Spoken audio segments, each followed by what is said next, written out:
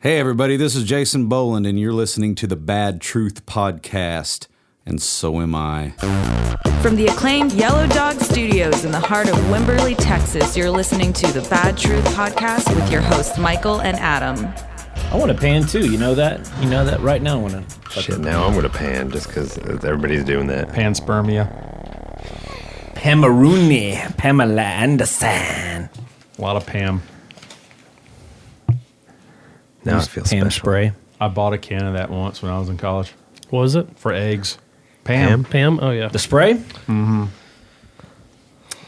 I got some of that shit. You do still? Yeah, it's like coconut oil. They still make Oh, that? I was going to say, I got the coconut oil one. Yeah, I had that, and the like olive oil one is pretty good too. Yeah. I'm partial to olive oil since I have olive skin. Jesus, we're really talking about Pam spray. This is where we're at now. No, dude. This is where All we're right, at. look, it's summer now, and I just want to say that I don't own any shorts, like zero shorts. Yeah. I have a swimsuit. That's how I am. It's the cover of an Iron Maiden album, the whole swimsuit. Is it really? thing. Nice. I just moved my winter clothes to the garage and have all the shorts ready. All of them. Well, the way things are going now. This is it for festivals for me, by the way. This is my get up. I was going to say, you're festive. You're very festive, Philip. I won't be bright as fuck like in a club or but if it's like we just did the Hangout Festival in Gulf Shores, Alabama, and I was like, dude, I'm here to have a good time. We're gonna play for 30 minutes and then we're gonna see all these amazing bands and on the beach, like You're dressed to fit your environment. yeah, man, I'm gonna have a good time. That's a good one. I've done that one. I just dress how I dress. Yeah, right now in a blanket. Just not in a dress. It's cold, dude. And you're wearing your own merch. I'm wearing my own merch hat right now. Hey, we're out of this. We sold out. I know. You had to order more. I ordered more. I don't know. I feel I feel like we risked it. We too much of a risk here. And you, the listeners, can get your very own Bad Truth ball cap. I just don't have room in my place. I don't want to get stuck with all this stuff. That would be the bad thing. Well, then we'd just be giving them to bands. All right, what the fuck are we doing? Hey, why do we have two guys here? Well, because we had our first guest on episode 1, season 2, and it went over really well. We thought we would have 2 this time. Was that the governor of Texas music?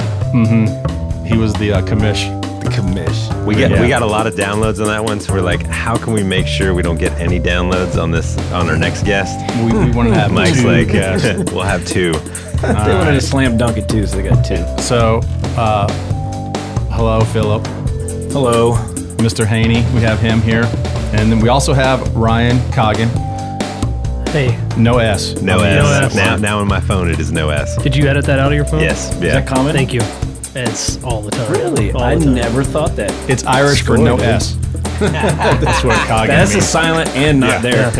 I don't know what it's about, but everybody on the planet thinks that there has to be an S at the end of my name. We got 2 tour man. Is it tour manager or road manager? What do y'all like to be called? I would What's like the to know term? what the difference is. I don't think there's a difference. I've always just been accustomed to saying TM, tour manager, but it's all Is the it a same. road manager if you're just doing weekends with these bullshit country bands here? Or is it tour man when you're actually gone for 3.5 weeks?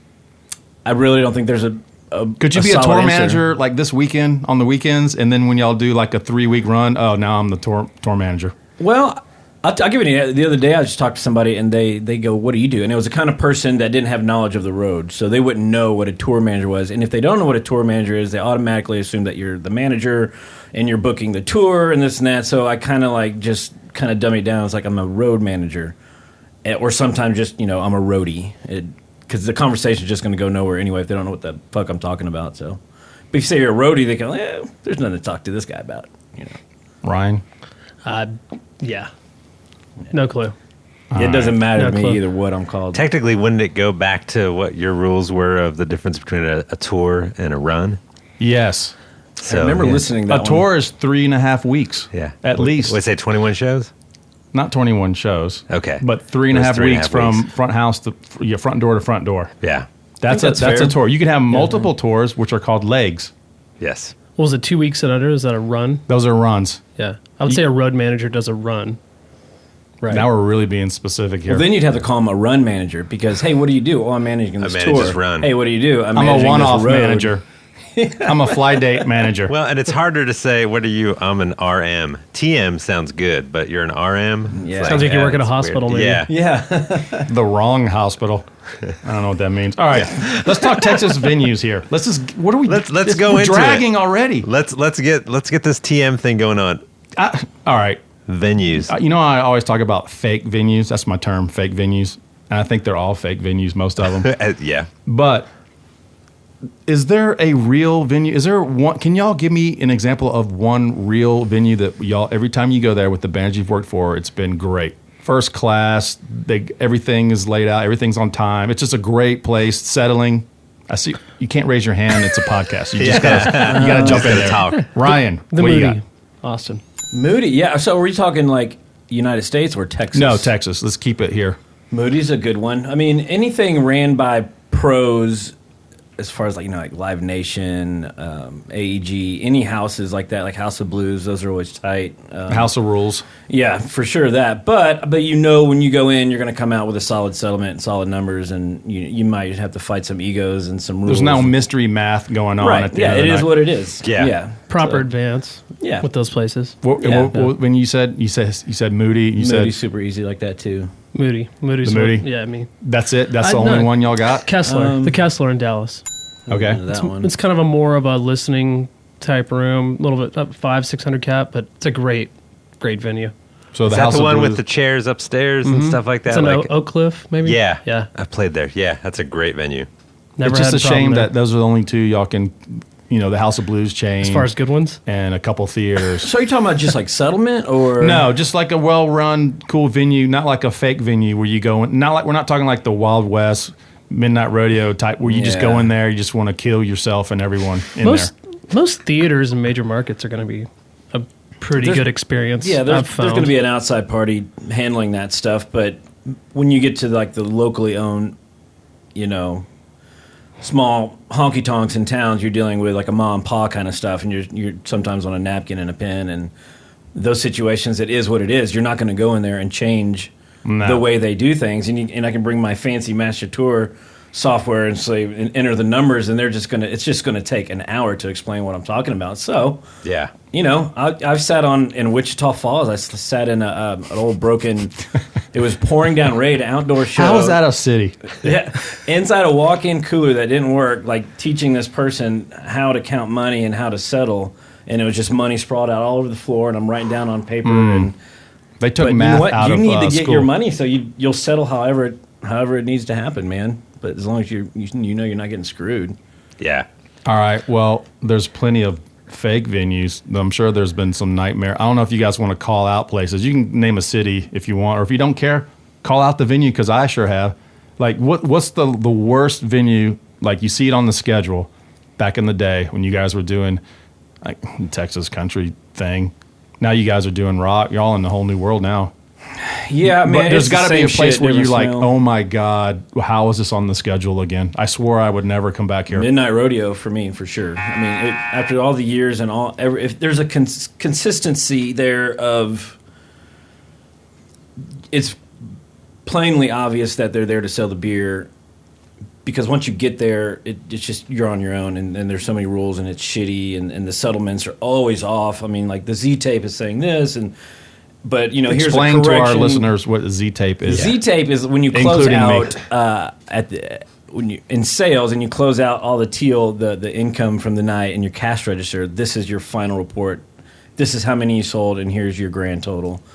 And then they always had a slot in there for mistakes or well, this fell through the hole, so we have to subtract this $200 here. And I was like, why is there a spot on your settlement sheet for screw ups like $200 is missing of tickets out front? And that's just okay, and that's how we're going to do it, and we're going to move on. It's right, so- always been that way, dude. So let's go. All right. That or their Z-tape looks like it came from a drugstore from 1930. Yeah, and they know like, we're not going to go through it. It's not labeled. You don't. It's It's just like, blue this is the ink number. on white receipt paper, dude. Picture the old school registers like from the 80s. It's like that. With I'm thinking Z-tape. back to the future cash register. Well, not that far back. Is it push button or is it digital? It's Depends on the Digital venue. button. esque. I mean, it's Is it the digital letters, numbers, Yes. or is it the ones that flip It's over? digital numbers, yeah. Okay. All right. So let's go into that because that's something I want to talk about. Finding the money. Tell me I want to know. Give me examples of these places that have tried to hide money from you, and what are like the most classic 101 ways that these dodgy fake venues try to hide the money from you, and how you try to find. Like, I guess at the end of the night at these places, you're trying. That's the number one thing. Find the money. Where's the money? Advertising budget. I mean, when they say that they spent $3,000 advertising the show, And you haven't seen one There's no paper receipts. or a magazine Right, in there's nothing to town back it or up. nothing. It's like Mark Shaber, Concrete Street. He's one of the very few venues in this whole scene that I've run across that will give you an ad pack.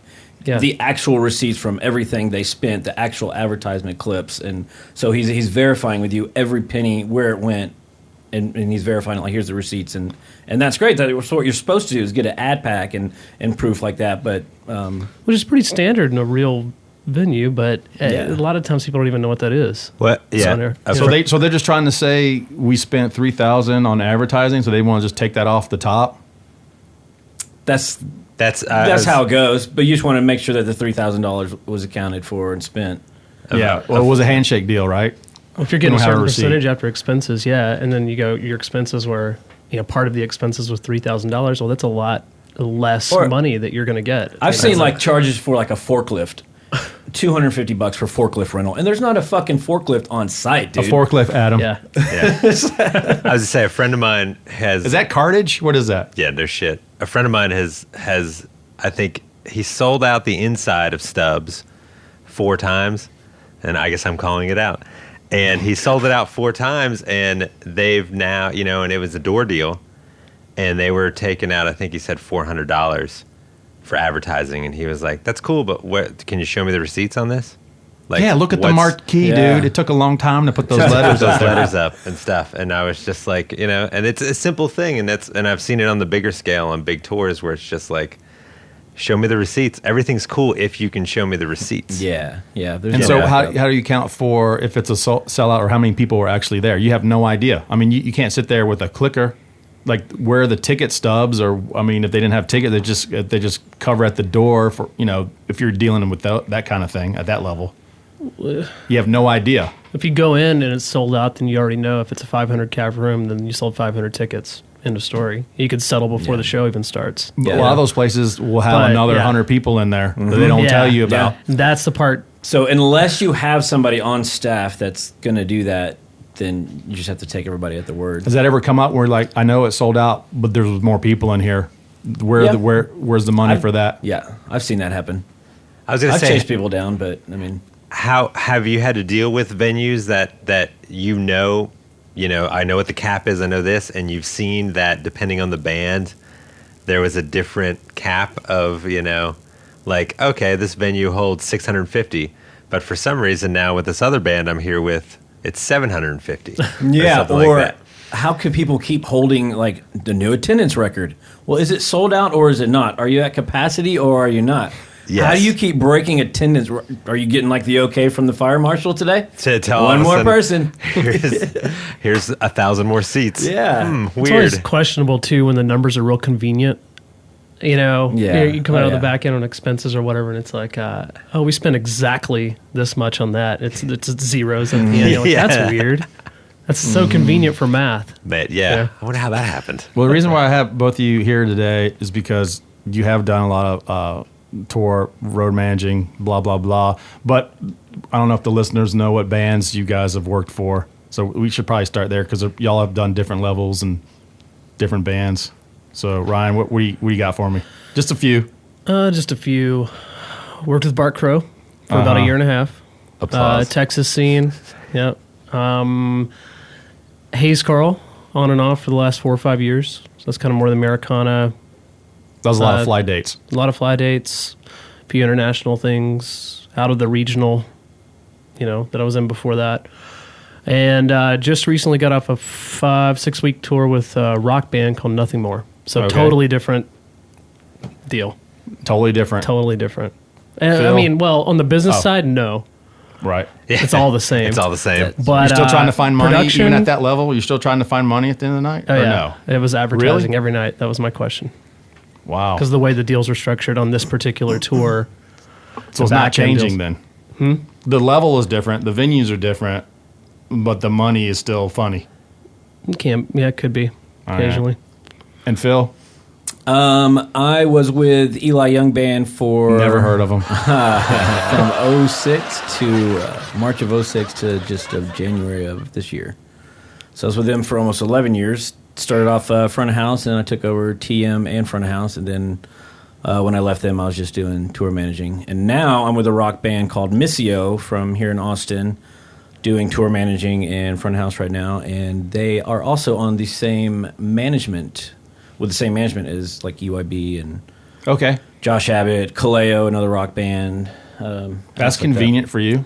Yeah, I was actually shooting for the TM gig for Kaleo, and Bruce Kalmick manages them. No offense, and Missio. And he goes, you're not going to get the Kaleo deal, but here are these Missio guys, and here's what's happening. They're moving up quickly, and this and that. I'm Googling as I'm talking to him. I was like, I can't find anything on this band. And I joined with them February 15th, and it's just been a roller coaster since, just blowing through just success and I was going to say, when I success saw you got that gig, I was like, I kind of did the same. I was like, I hadn't heard of this band. And then all of a sudden, it was literally everywhere. Yeah. Well, And I Dwight was like, Baker okay. produced that record. That's right. Co-wrote some of the tunes. And David, I've worked with him and Dwight. He was the engineer for David on some other sessions that I've done. So he's also really good engineer also. I had no idea he even had the band. So that's where you. When Bruce, same. what sold me on the deal is when Bruce sent me their record that hadn't been released yet. And Bruce Kalmick, Okay. their manager, and I was just sold on it. I heard the record, I'm like, yeah, I'm in. He's like, okay, it's a step back, van and trailer, and this and that. I was like, it's cool, dude. I need a good little reset, and I want to get some roots planted in the rock side of things, and so yeah, I went from 2 buses and a semi truck at sometimes to now I'm in a van and trailer, and which is funny because Ryan was in Sprinter the and trailer. Sprinter and then trailer, and now he's in a bus. you guys just did that tour of the bus. Mm-hmm. Oh man, You guys are just all over the 12 place people on a bus. I don't know yeah. if that's a lot or... That's a lot, dude. Yeah, compared to maybe what... That's max, even I is- think. Yeah, it's definitely max. here.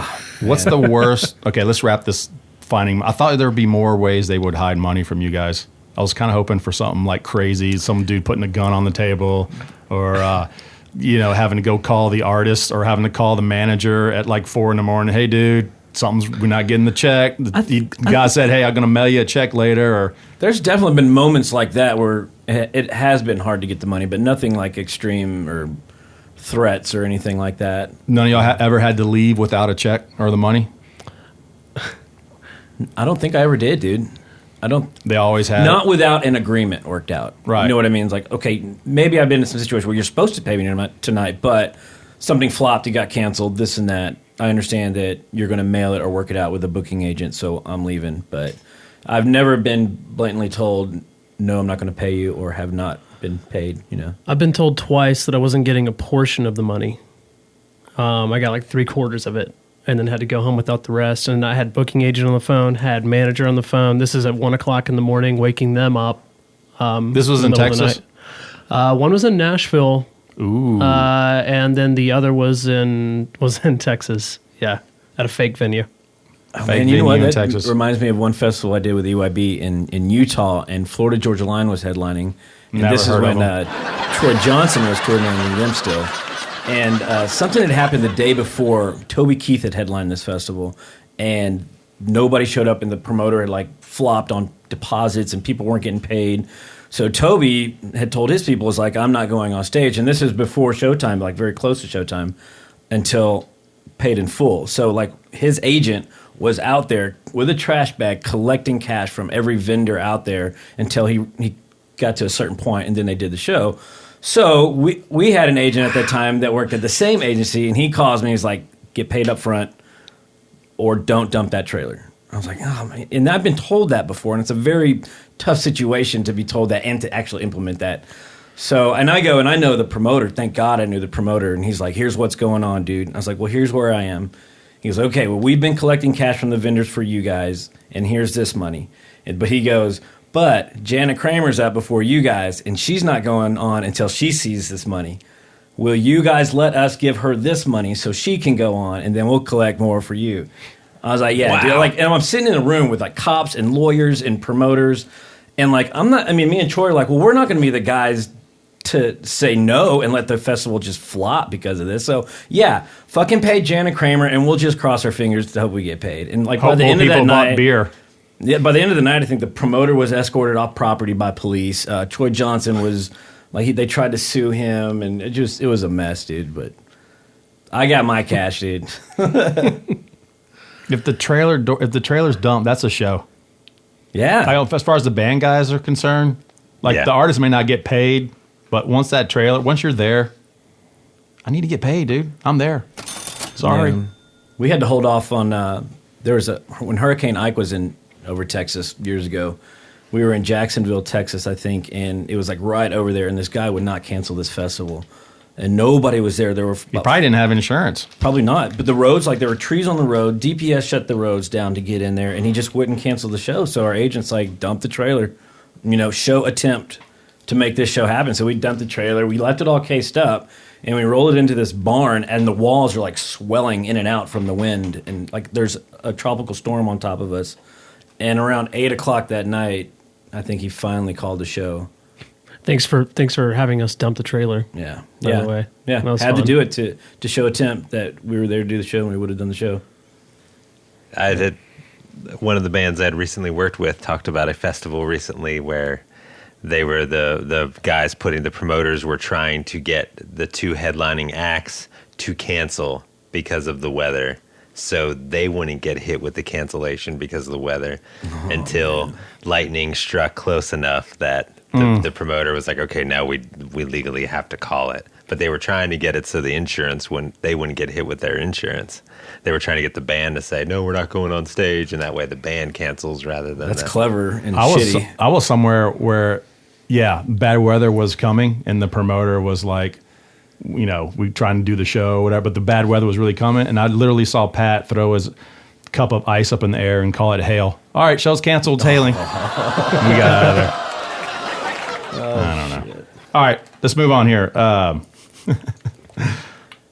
Have you ever had to babysit Noobs band guys on the road or crew?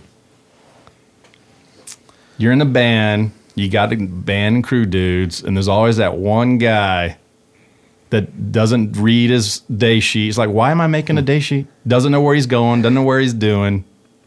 And you're constantly holding their hands. You know what I'm talking about. Yeah, I've had It's like, why make an itinerary? Why even do the day sheet if they're going to ask you questions all the time? I had to do that recently, and I don't mind doing it up to a point if you know that someone's new. Yeah, okay, that's fine. I'll teach you how it goes once, maybe twice. I'm going to tell you. After that, when you come to me I'm the tour manager, and you come to me for a stage manager question, I'm going to tell you one time, go ask the stage manager. I don't know where this amp goes. That's not my job. And then you come back to me the next day, I'm going to say it a little more in a rude fashion. And then the day after that, I'm going to tell you to fuck off and leave me alone, Is bus call bus woes when you get there or bus calls when the buses roll? Is there a difference? Is there like a curve? Like, okay, when the wheels are rolling is a bus call to me. So if we're leaving at 3:30 a.m., that's bus call. That means the bus is leaving. It's leaving at 3:30. That doesn't mean show up at 3:30, try to get the girl that you were with's number real quick, and then, oh, wait, I left something in the hotel. Let me run back up there and grab my bags. Talk to your friends in the parking lot right outside the bus door. Yeah, the bus driver's already been there for an hour and a half burning the night oil. Yeah, I try to be as specific as possible on a day sheet, like to avoid any confusion, especially like that, is I would put, van departs by or bus departs at this time, so they know that's when the wheels are rolling, is when it departs. Not. What about roll call when you're leaving to go out on the road? Like say you're leaving at like 12 because 12:01 because you don't want to pay the guys per diem for that day, so you go at like 12:01 at night. He speaks of experience. Yeah, and then the one dude shows up right at midnight, and then he's got, oh yeah, I got to unload. Oh, can I put this in the trailer? And it's like, no, dude, we're leaving at 12:01. Yeah, we're not be grown up enough to know to have your shit stored and ready to go when it's time to roll. Have you ever had to what's the term? Oil. Oil spot. Oil. Have you ever had to? Yeah. Have you ever had an oil spot somebody? I did it on accident. I did it to Mike Eli and James Young on the very first day of the Rascal Flatts tour. That's how you learn right there. I did it to Nate Kuhn on my very first day. It was an accident, with though. Bart. I didn't know that I left them. Who was it? Very first day with Bart, I did it to Nate Kuhn. Yeah, on accident. You got to learn, dude. You got to learn. Yeah, I think he was late, technically, maybe. I don't know. Yeah, the band guy or crew guy or the artist, they show up and all they see is the oil spot from where the bus was. They were all going, they're gone. Going, damn, Ryan's hardcore. He didn't That's what care. He left Nate there in the My parking lot. bosses, Mike and James, are like, man, he left us. We were late. And I was like, I would never in a million years have left like the bosses. But one of the guys from Flats gave him a ride to the next show or whatever, and I walked into their production office the next morning. You said, "Don't be late."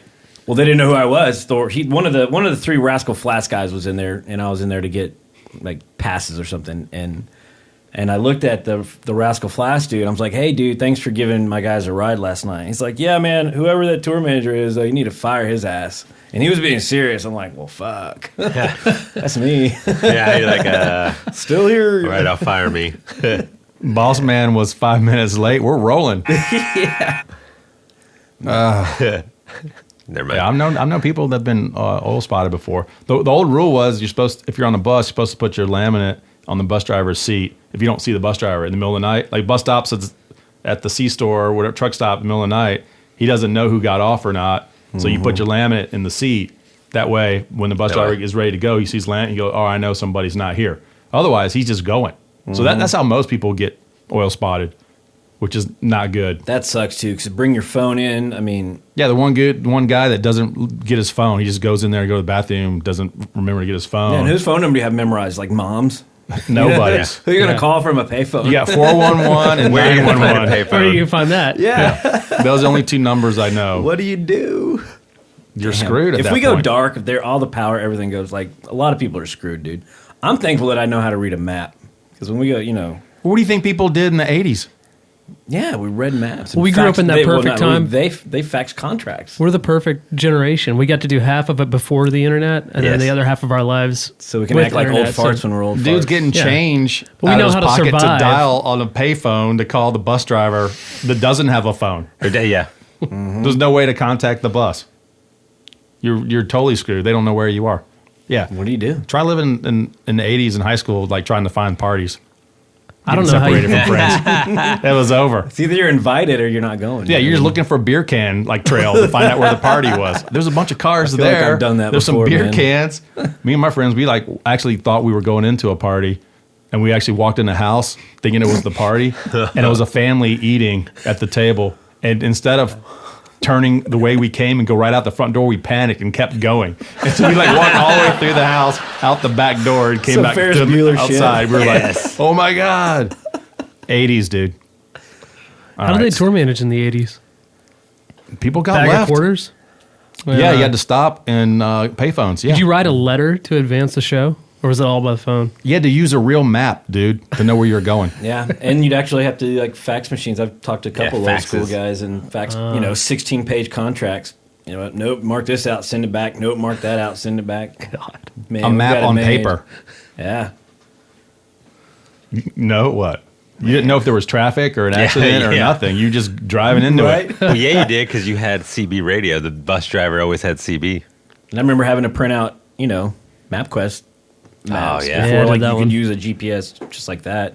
Remember they had tour books, collated books. You go to Kinko's and give everybody books, and they were huge. And the band guys like, "Dude, I don't need this big old book." And then some of the road managers would be like, "All right, cool." And then they'd make these little small ones, and then you'd have this book on you, and then you still ask the road manager, "Hey, dude, we getting a hotel today, or is it show inside or outside?" What's Like, dude, I wrote you a book. I spent time on this thing. This is like a high school project. Look at this thing. Dude. I use colors on the cover. I put the band logo on the front. Everybody's name and number and positions on the front. Well, even in the palm of their hand these days in their phone, they're not going to. Yeah. I mean, it's as easy as that. With a Master Tour app, you can just open it. Yeah, There's they your still schedule, ask your questions. hotel. Yeah. Well, people ask me, they're like, do you do day sheet? I say, yeah, man. It doesn't matter if it's on their phone or the app. They won't look. I don't you like have to Master literally Tour put. app. I put a day sheet at catering right above the food because that's where everyone's going to be. And then I put it on the bus, like wherever the most, bathroom door or something. And they still don't look. Yeah, it's a battle that I stopped investing much time into. It's I just answer now. I don't get upset about it. All right, you guys ready for this? Oh shit, hotel check-ins. Man, I don't have a lot of horror stories. You haven't had any problems? Trying to get that bus driver to sleep, and it's like, we don't check in till 3:30, and you're there at like 6 a.m, and like this driver needs to sleep. Yeah, and what they'll do a little bitch. with my experience with my drivers is, and I agree with the tactic is they'll call, hey, say it's like 11 in the morning or something. It's like, hey, the room's ready. No, they're not going to be ready till 3. And they're like, well, we're just going to come and wait then. And they just show up and they wait. And then, before you know it, 30 minutes in, there's some rooms ready because they don't want you staring at their face for the next 4 hours. Well, I like the story you told me, TV, about, I don't remember who it was, but Sean maybe Murray. They showed up at, 1 and check-in was 3 and they said, well, the room's not ready. Well, that's cool. Open your laptop right there at the desk and just start that was working. Sean Murray. He wrote Managed Pat Green for a little while. Yeah, he had a room in like 10 minutes. Now he does a lot huge, bigger bands. Yeah, he would. We'd roll in at pulled like that one 9:30 or time. 8 in the morning and try to get the bus driver a room, at least get him a room, right? And they were like, "Oh, sorry," and he said, "That's cool." And he would literally at the front desk of the lobby would open up his 16-inch, 12-inch laptop, the Apple, and 2 cell phones. He had 2 cell phones. He didn't have time to go charge in one phone. And he would literally be making calls on both phones and typing right there on the counter. Squat right here and handle this real quick. On the counter. And Nice. they were like, he was just so determined that they would just stare at him and like, oh my God, did someone get this dude a room? Yeah. Like they wouldn't ask him, sir, could you not do that up here? He's like, oh, I'm just waiting for a room. And he'd start doing his day. Yep. Start getting the Man's start gotta getting he started going to work Don't mess with sleepy drivers, man. You just sick them on them. The drivers know how to handle that shit. Just throw them in there. They'll make it happen. They should call. A lot of them don't call. I've been in bands where the driver just shows up. It's like, dude, you didn't tell them where we were going. I dealing always with bus request it up drivers. front though. Yeah, even like at the venue, hey, making sure the parking is there for you or not. They just do it right when they get there. And you're like, what were you doing the last 2 hours on the way to this I place? love getting the detailed directions, like a fair, like a county fair. Here's the GPS coordinates. I was like, is there any specific instructions for arrival and parking? No, just come on up. And then there's like a gate A and don't take gate C. And then once you get into the fairgrounds, go across under the hill and this shit. And I was like, it's not just an address, man. And these huge festivals that, they were super pro about everything except for parking. Right. And you get there and you go, how did you not inform the main gate guy that bands would be coming through on a bus? Obviously we're a band, we pull up and they just no idea. And you go, okay, well, I'm at this stage because there's 3 or 4 stages and they all had different names. They don't know where, they'd never heard of that. No. Like who didn't brief you this information? Oh, we didn't know y'all had a tour bus. We thought y'all had like a van. We Is don't have he any in room there? for that. There's no room for that. Yeah. Is he in there? Was it? I think. Is Eli Young in there? I love his music. Yeah, he's talking to Led Zeppelin right now. They'll both be out. Sure. Leonard's coming too. Oh, Leonard Skinner. I think it was the first year of ACL Fest, if I remember correctly. They didn't think about dropping gear, so they had all this bus parking and stuff, but they didn't have. So the buses could pull their trailers up and offload into a thing. And so the first day they were like golf carting gear, and it was horrible. And I was just kind of laughing. I was like, really, probably guys? like 100 yards or some crap. Oh, through, yeah, like, if maybe not more than that, depending on which stage they were at. Brutal, man. And then the next day they'd cleared out, like that night, they'd cleared out a bunch of ways so they could get buses and shit around. I bet they got some smart people on that after that night. All right, fly dates. Shit, man. How about the one band dude that doesn't wait for everyone else, gets there early, checks in. He's in a group now. He checks in, gets his stuff, and he goes. And then the rest of everyone else shows up, and they're like, dude, we needed you for one of your check things because we have more stuff than we can get for each person, and now we needed one of yours. And you already went and checked. And then come to find out that there's some problems with the airline, and something changed, and so now we have to go a different way. But you've already checked in the group, so now everyone is. Has that happened to you guys? That's happened to us and me before. Man, I have some. You have people protocol. Yeah, eventually, but at first it was a mess, not even knowing for sure how many bags are being checked and who's on what reservation, because, at some point you're all new at it. So, when, with my first big fly dates with like the EYB guys, there's like 16 pieces of gear and, I don't know, 9 people and who has status, who can get a free bag here. And like, so, I try to get all that info before we get there, but when you get there, it's just a fucking nightmare. Everybody's having anxiety attacks, and it's you don't want to get everything on the curb and count everything. Yeah, everybody put your stuff finishing here. their last cigarette, and They just won't listen to you. You give them the information. You say, don't leave the group, or everybody put your bags here. And they don't. Well, there's that one guy who doesn't hear that, and that throws the whole thing off. Yeah, he goes and checks in. Yeah. Didn't check anything. He could have carried something with him. He could have used 2 check-ins. Meanwhile, home dude's over here checking 3 bags, and he's on his way with his backpack. And you got to pay. Like, cool, you just cost us $75. Yeah. Y'all ever had to grease the guy to not charge y'all? The lady or the guy that say, "Hey, dude, I know this is a lot of weight and we got a lot of stuff, but we're a band. We got to get to where we're going." You got to grease them a little bit. Throw them some 20s. I've tipped out a couple of guys before, but usually, kill them with kindness. That early in the morning, if it is early in the morning, just it usually be is opposite of what everybody else is doing, and just hey, I know this is probably a little heavy, or recently with the Missio guys, we're 2 of our 8 check bags are right at 98 pounds each, pretty much. So you got this down to a science. Yeah. So American Airlines will charge you anything over 70 pounds, $200. So we learned that the hard way just a couple of weeks ago, and thank God, with one of us having status, we got the other 6 bags checked for free, and then paid $400 for these 2 bags. So damn, yeah, dude. So which airline is the easiest to do flights? Southwest, baby. Southwest. But Southwest doesn't fly everywhere. So what happens when you can't use Southwest? What's next? Try to cut corners wherever else you can, like on the transportation, the ground transportation side of it, or where can I make up the cost of all this money that we're about to blow on luggage, and or if there's one person in the group who has higher status with that airline, they can usually get the rest of the group in. Yeah, at a lower cost, or they can check more bags or whatever. He's unobtainium status. Or just beg. What's that? Just beg. Kill them with kindness, like you said. Or make them feel sorry for you. Yeah. Or if somebody's a fan of music or the band that you're working with, that always helps too. I hear a good way. I tried to almost do it. A good way of sneaking in gear for free or little to nothing is say you're with media. And a friend of mine said that they had actually made up some bullshit fake media badge and showed it, and then I guess you get it for free or for super cheap, and they checked it.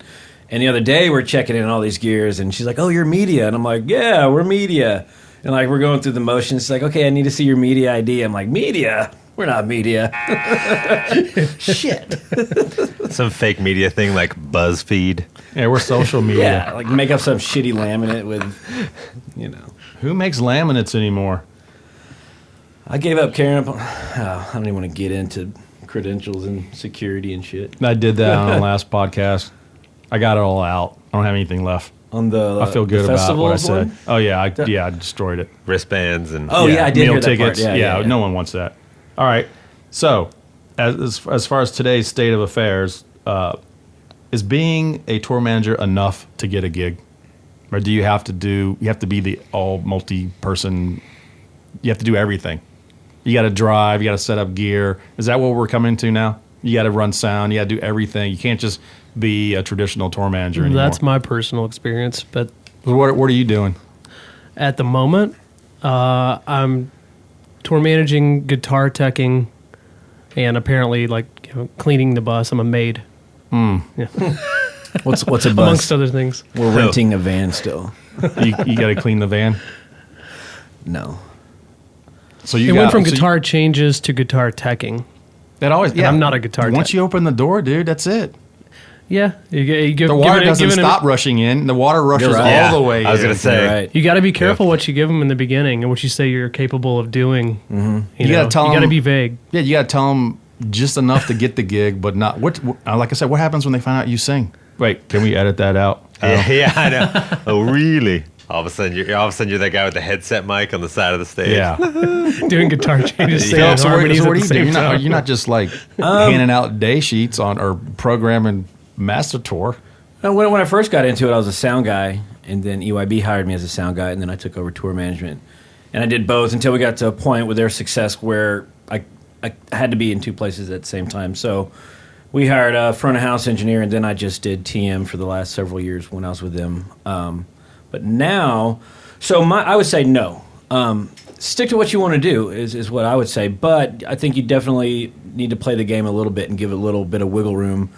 For example, me moving over to the rock world and with Missio is they're a brand new band with little to no budget, and they need a TM with experience.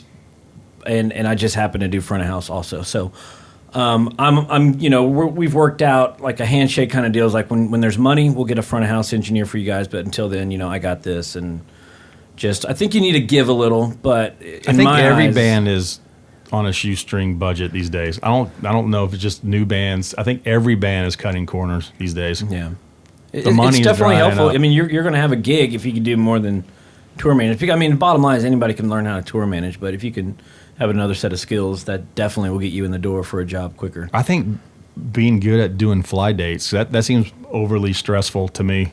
More than just the day-to-day getting the band from A to B on the road. Mm-hmm. I think fly dates would be kind of crazy to me. Yeah, fly dates are definitely, I think, one of the most stressful parts. And going to Europe, touring. going to another country, that seems like that would Yeah. be a nightmare. Yeah. There's always the one couple of dudes, crew guy, or like, are these guys getting in this country? Yeah. Wait, Yeah. who even has a passport? Does everyone have passports? When's your passport expire? I mean, all these things you don't think about. Then there's a Canadian cover charge. Yes. The one dude that got drunk when he was 17, and they know it.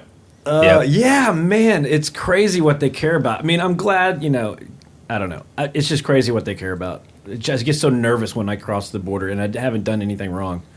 But they make me feel so nervous, like you're really going to pull me in there for an MIP I got when I was 20 years Yeah, old. they remember. Well, I went across the Canadian border with one other guy and a sprinter. We were picking up two guys in Calgary to do just a acoustic singer and a guitar player. It was a makeup gig. 5 hours into Canada, totally losing money. It was like $1,000 guarantee, but it was a makeup gig from months past when it got 1,000 snowed out. Canadian or 1,000? Canadian, yeah. Nothing. So we did all the prep. I mean, we filled out all the forms you're supposed to fill out. I had copies of contracts in my hand. What's that term called? What's that word when you have to write everything down that you're taking over there? Your manifest? Yeah, but Yeah. I think there's another word starts with a C or something, maybe like Latin or something. I don't remember what it is. But manifest works. Yeah, you have to have inventory of all your merchandise, all your gear, and its worth, and all that shit. Yeah, but every band member puts some hats and shirts in your suitcase, right? Oh yeah, Yeah. yeah. You Some CDs in FedEx there. the merch and then have it FedEx back, and Yeah. then Yeah. It's not easy. Well, we went through all this trouble. There was the two of us in a sprinter. We pull up to the border. We go across. Park over here. You two guys come in. And they set us in separate rooms and made sure our stories lined up. And we were there for an hour and a half. And they looked at all our paperwork. And this is so they could get 15% of that $1,000. So they get $150. They never looked in the sprinter. They never opened the trailer up. So all they were concerned about was $150. Make sure they get their cut. So much trouble. Wow. We lost money doing, it was just a makeup show. Like, it's Not crazy. easy. Once you get over to Canada, though, it's great. I mean, Yeah, once you Yeah, it's like a whole other obviously country cool. up there. It is. It's very similar to being another country. But getting over there, even like the U.S. customs guys give you some shit on your way back. Yeah. Yeah, I think it's harder getting back. Yeah, it's like, can I just get a welcome home high five? Or They got to check the list, make sure Canada's not on that. Can't come back from there. Yeah. All right. All right. So, have you guys ever had the mattress safe? what do you mean, like stash money? All under the money, you don't really have a safe, so you have to throw everything under a mattress. Oh, and yeah. you're like freaking out that the one new dude in your band didn't lock the bus. Yeah, Dude, always lock the bus. Everyone, always lock the bus. And then you know. I mean, that's worth getting your ass chewed about. I mean, that's just common sense out on the roads. Lock the bus. Well, a lot don't, or they forget, you know. You shouldn't really even get a warning. Just When- a smack across the back. I've of been the head. first guy to the bus after a show, and the door was open. Yeah, was you know, a when the mock. show's going on, as tour manager going, you know, get the show started and head back to the bus to do something, the door's unlocked. It's open. You're some sketchy part of a bad city. Yeah, and you don't have a safe under the sofa like you're supposed to, like a built-in one. Yeah. Well, I had a bus experience recently where the owner of the bus, there was a really nice safe in the back, and I couldn't get into it following the instructions. And I call him, I go, hey, how do I need this safe? Like, the cash is building, and I need to put it somewhere. Yeah, the mattress is getting big. He's like, I'm using that for something. Oh, cool. So I'm renting the bus from you. Adam didn't like that you're response. using this, so we can't use this safe. That's weird that a bus driver was that way. It's like, come on. Yeah. Hey, you can have this hotel room, but you can't use the closet and the bathroom. The bus driver gets one bay. That's it. Well, it was the bus. driver- It was the owner. It was the bus It wasn't owner. the driver. It was the owner. of So the you're bus. going to rent this thing, but you can't use the entire thing. Yeah. What not has he all of got it. in there? Is child Not porn the- in there? Not the real important part where all the cash needs to Yeah. go. Yeah. It's like the Airbnb bus.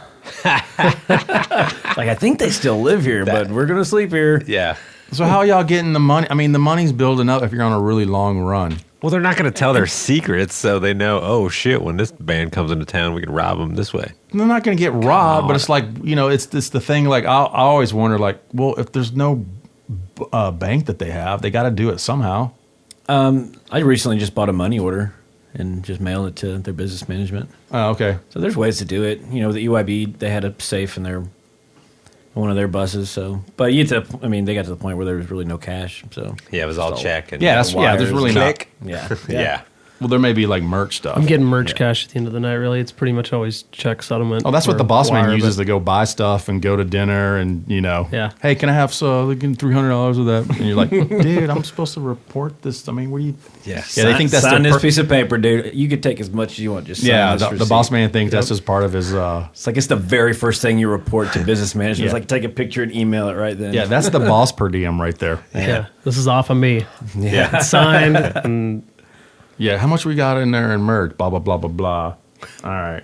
So I know you guys. I already know what the answer this is going to be. But how much do you guys hate meet and greets?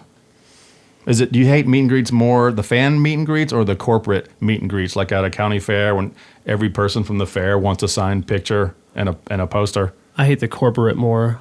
The corporate private because party everybody meet there and greet. feels like they're more important than the other, and that they're friends with the band because you interviewed them 3 years ago. And But how much does meet and greet take out of your day at a show when you're like, okay, look, it's not only meet and greet, it's also like like people want to get into the shows. Like people you haven't heard of in years are calling you, hey man, what's going on? It's like, motherfucker, you know what's going on? We're in town. With And I ain't even nothing- heard from You you. got the same internet I got, And man. that shit sold out. So sorry. Yeah. with Hey, nothing dude. more, the merch guy's handling it. So that's one of the pluses of my current gig. Oh, your merch guy does merch the meet guy and greets? does all the VIP. They come in for a sound check and then do a meet and greet immediately afterwards. He handles all of that. I feel if there's pictures being taken, I feel like the road manager or the merch guy should always take their phone and take the picture. Never let Yeah. them take the picture. Only time I do the pictures and kind of handle the meet and greet would be like at a festival where it's a radio sponsored one and the merch guy's off doing his thing. And Do you have an internal clock where you're like, this lady needs to stop. We need to go. I You need just feel hello, it. You gotta go, lady. And then Got you to learn go. your guys or your girls' signal. You know, when you get that really subtle look from them, you know it's time to move them on. And What's the optimal time to move people in the meet and greet? Is it like it's 30 a seconds? handshake, an autograph, and a picture, and then you've got everything you could possibly be thankful for right there. And Someone will say, "Oh, my blah blah's in the military. Oh, my friend's not doing well. Couldn't be here. Oh, here's my kid. He's on this FaceTime. Wants to say hi. Can you say hi to him?" And you're dealing with all that, and there's like a huge line, and you're running out of time because you don't want some downtime before the show starts. You don't want them doing a meet and greet and Yeah. then doing a show, and then They're- no one wants to do the after show meet and greet, which happens sometimes. That's even worse. sometimes, like the EYB guys, we would have like a little kind of unspoken rule. Like I say, there's like a little girl and it's her birthday or something, and she's really kind of hoping for a picture with the guys, as you say, or an autograph and sit and talk with them. I said, we can't do that today. I'm sorry. And then, they'll move on, and then we'll tell them, just stand to the side, and we'll meet you over here and get a quick hello with her or whatever. And So you're being so everyone wants to do it now, right, yeah. Like there are certain people that you'd like to give some special attention Yeah. to, But you can't have a stop and chat with everybody. No. I've always worked with a single artist pretty much. So this working with Nothing More was new to me because it was 4 guys instead of 1. So I learned some lessons on this last tour. Right. You know, as far as a little pictures, different. we actually, they did say it was cool with pictures, I would just tell everybody selfies Yeah, because cool. that's way quicker. They just turn around, boom. Yeah. You know, with the entire band at once, real quick. Yes. You get 'em where in they're- and get 'em out. Yeah. Yeah. Try to do the picture thing and somebody else taking it, and it was just it was I would bad. always take the video. Well, I would use the band camera to take all the photos and provide a link. Oh, okay. And they that's would go good. get it off Yeah. like their Facebook within 24 hours. And most of the time it's uploaded within the next few hours. That's cool. But, and it moves it like that, you know. And you got to get that line going, right? Yeah, I mean, you know, sometimes you get up there 70, 80 people. You know, there's been times we had 200 people at a show we did in Texas. And we did it within half an hour, man. Everybody got a handshake, picture, and autograph. Wow. It's just go. What, you know? what's the most you've ever had on the guest list? The most Capacity.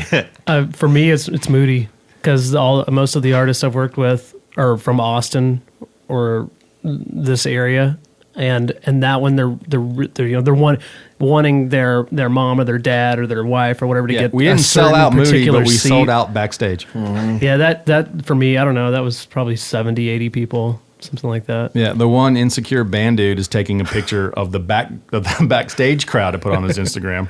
Yeah. How many people we had? You guys have been great.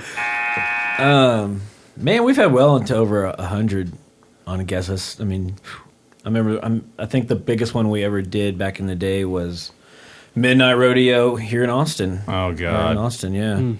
And where did they go? Backstage. Well, There it isn't was, one. There's no- it was kind of at the beginning of when the guys were about to, you know, hit that next level, and so they were kind of inviting labels out to check out their stuff, and so they wanted a full room, so they just invited everybody, and it was I don't know if you guys remember, it was a Matt Pivito production. Must have. And Beaner was the rep, dude. Beaner was the guy there. He might not remember this, and I remember Beans. it was just part of the deal. We were going to slam as many guests on there and get them in there to make the room look full, and Perception. yeah, Yeah. that's it. That's called reality social media right there, not virtual, right? Yep. People actually see with their eyes, not on their phones. Mm-hmm. How many of those people deserve to be on the guest list? Do you get any enjoyment telling people that no, we don't have any more passes? I mean, that's got to feel good. Yeah. Sorry, man. It took me years to kind of bounce people off of my ass asking for guest list spots, and I'm more lenient on, you know, buy a ticket. I'll see what I can do to get you to hang out, you know, but What about someone from another band asked to get somebody else in? I hate that. You like that one? The third party ask. Yeah, I mean, it's got to be some certain And I circumstances tried that for with the me, Pat Green you know? band, but I know. The yeah, Killers. but it didn't work. Yeah. The third party. Like, I can't even Favor. just like thinking about asking somebody for somebody else for something just makes my brain hurt a little bit. Like that's Yeah, dude, I'm on the road in my band, but man, this girl really wants to, man, can you please get this chick in? +1.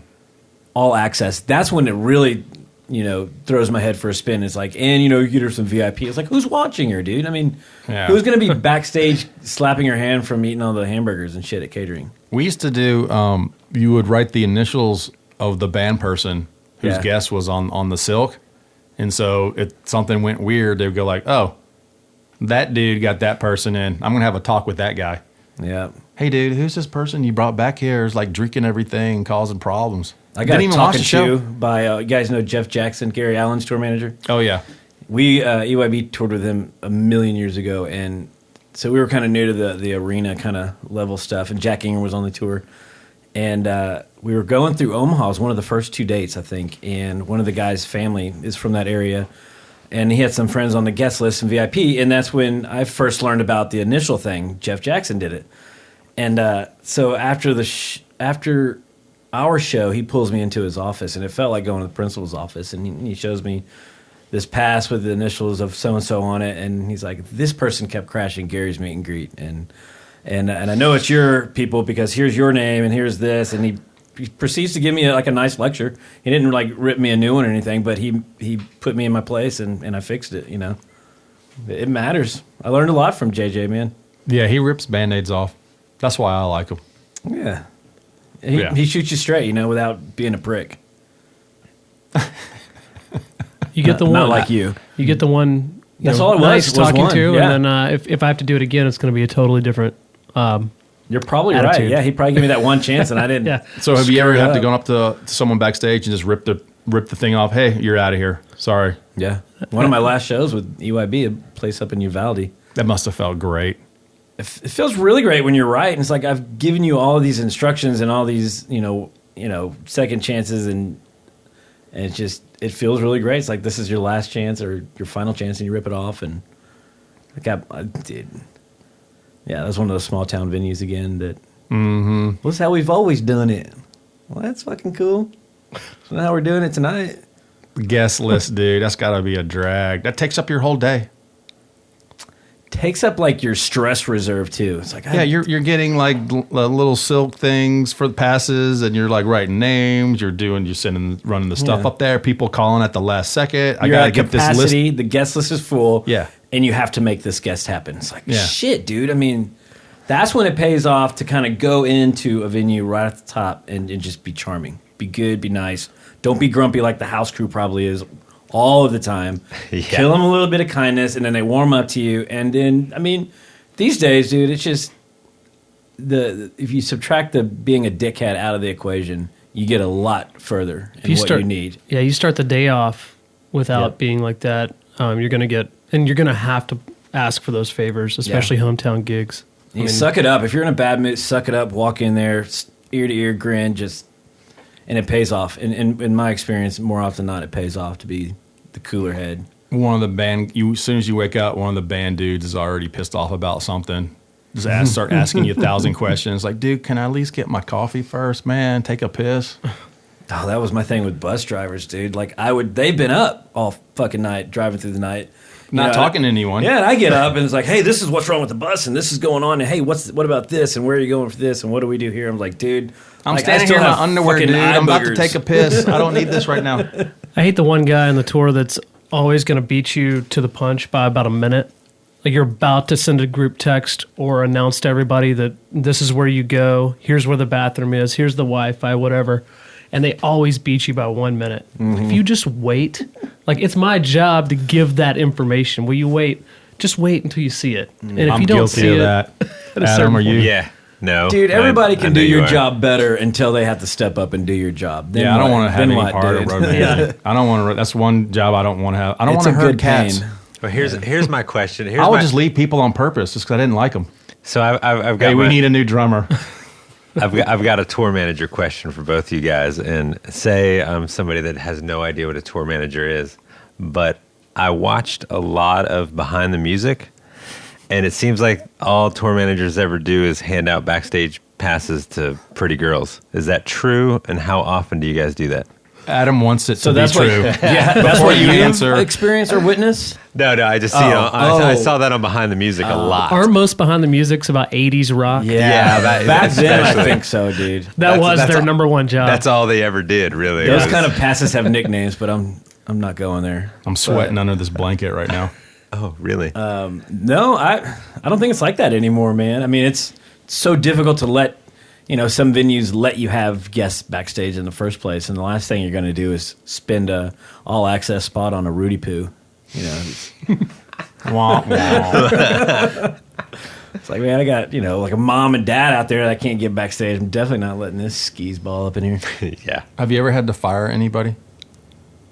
Crew guy. Usually a crew guy will get fired. Usually band guys, they don't. That's more difficult. You have like the artist or the manager and the road manager in the room. Yeah. It's usually a double team when the band guy's getting fired, but when the crew guy gets fired, this is usually road manager's like, hey, dude, you're out. And then your phone starts, hey, I heard you're looking for a guy. Yeah. Immediately. Yeah. Like when I left EYB, my phone blew up. Hey, man, I don't know what's going on, but could you put my name in? I'm like, dude. Crew guys I always wasn't get one of gigs. those guys, right? No, you weren't. No. I don't think you were. Crew Yeah, guys I always get gigs. I think it was really just Always. They what? You guys always get gigs. Crew guys always get gigs, no matter if you're good or not. You just a crew guy. They just, we need a crew guy. It's like ratings on rideshare. Like, it doesn't matter what the rating is. You're still going to get in that car with that dude. You're available, and I need You know what now. I mean? Yeah. Screw Yeah. you, man. No, we have worth, man. Yeah. Tell you that. It's harder for guys like me to get gigs.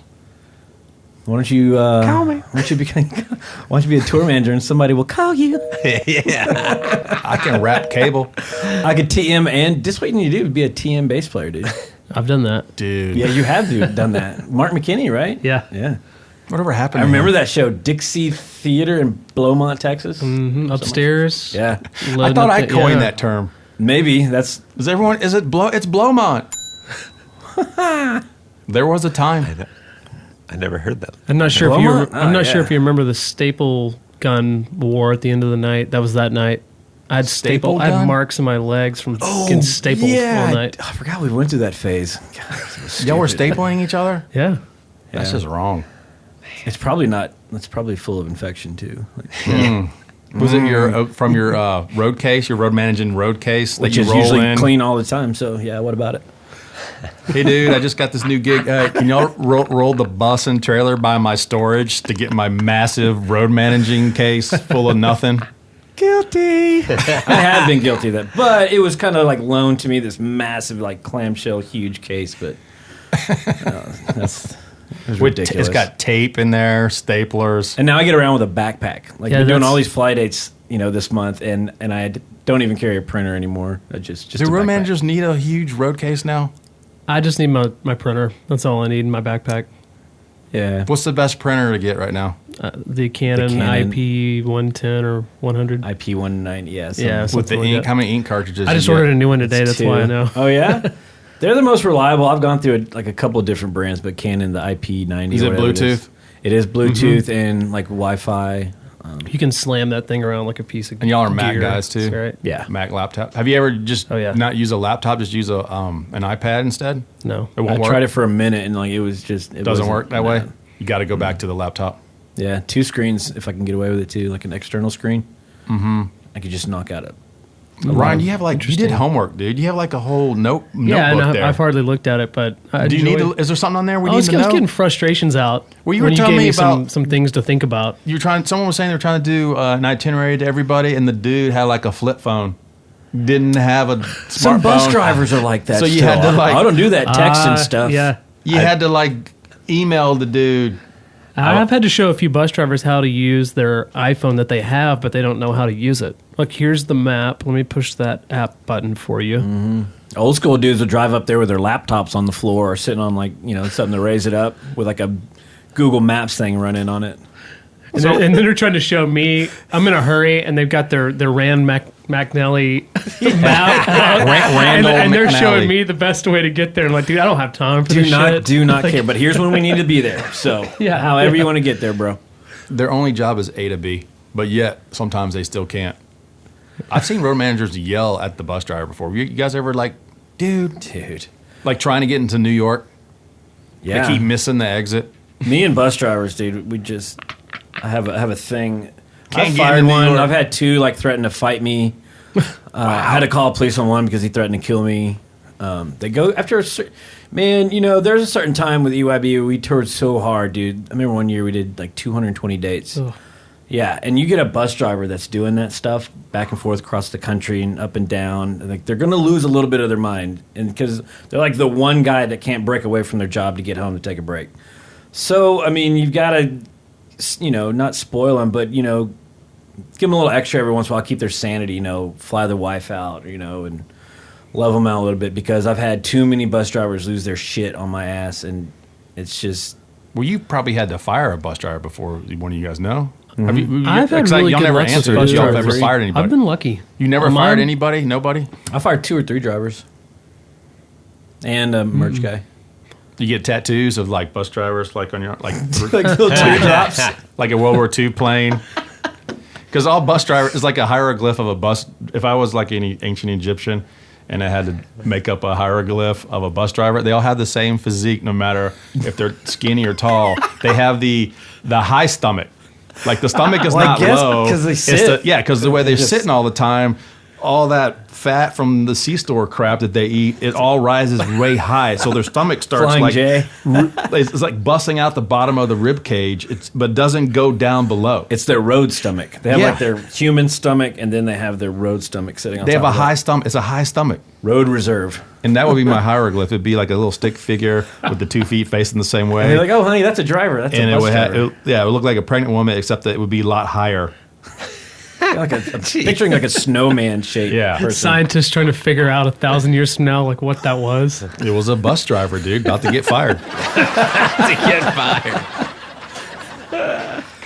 Bus drivers, they're weird, dude. It's usually like you say they might lose their mind at the end of a year, but I feel like when you're actually doing like a tour, like 3.5 weeks, I think it's like 6 or 7 days in where the first band member collapses. They have a freak out. It's usually that's how long.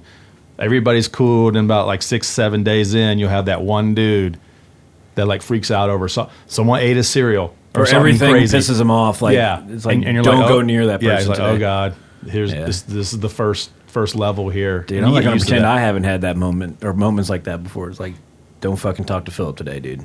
Yeah. Grumpy TM. He's doing like tour counting on the road. Don't even come near me, dude. I usually equate that to a biological function is over flooding, and then they just start getting angry, dude. That testosterone starts building up after about 6 or 7 days, and you're just ready to like kill somebody. That's all it is. It's a short time into it, I feel like. Some people need more, dude. Michael.